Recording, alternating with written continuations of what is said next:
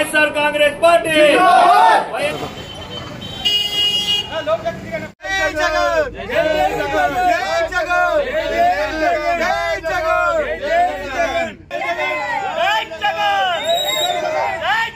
అవిశ్వాస తీర్మానానికి అనుకూలంగా ఈరోజు 36 మంది అనుకూలంగా వేయటం జరిగింది. అంటే మనం ఏదైతే అనుకున్నామో అవిశ్వాస తీర్మానం డేట్ అనౌన్స్ చేసిన రోజే మేమందరం కూడా ముక్తకంఠంతో వైఎస్ఆర్ కాంగ్రెస్ పార్టీతో పాటే మేము ఉంటామని ఆ రోజు చెప్పడం జరిగింది. ఈ రోజు కూడా తూచా తప్పకుండా ప్రతి ఒక్క కౌన్సిలర్ కూడా ఇక్కడికి వచ్చి వారు అందరూ కూడా అనుకూలంగా ఓటు వేసి ఈరోజు అవిశ్వాస తీర్మానం ద్వారా చైర్మన్ అని దింపడం జరుగుతూ ఉంది.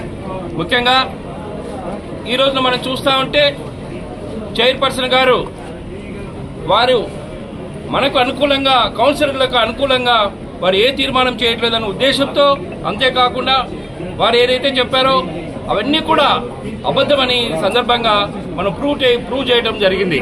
అంటే ఈరోజు అవిశ్వాస తీర్మానం నెగ్గామంటే వారు చేసినటువంటివి కూడా ఈరోజు అభియోగాలు అనేటువంటి ఈరోజు మనకు తెలుస్తూ ఉంది. ముఖ్యంగా చూస్తే ఈరోజు మనము ఆదోని డెవలప్మెంట్ ఏ విధంగా చేయాలనే ఉద్దేశంతో ఈరోజు ప్రజలకు చెప్పడము ఏ రకంగా కూడా వారు విఫలమయ్యారని సందర్భంగా తెలియజేస్తా ఉన్నాం.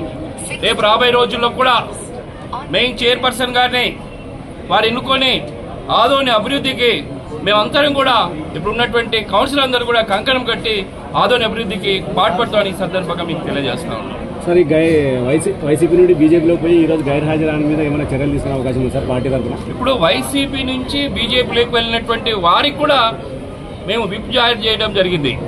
మరి విప్ జారీ చేసినా వారు రాలేదంటే నిజంగా వారికే తెలియాలి. ఇది అంటే ఈ రోజున ఆదోని ప్రజలను అభివృద్ధి పథకం వైపు నడిపేయాలన్నప్పుడు వారికి ఏమాత్రం మందిని ఈ సందర్భంగా మీకు తెలియజేస్తా ఉన్నాను.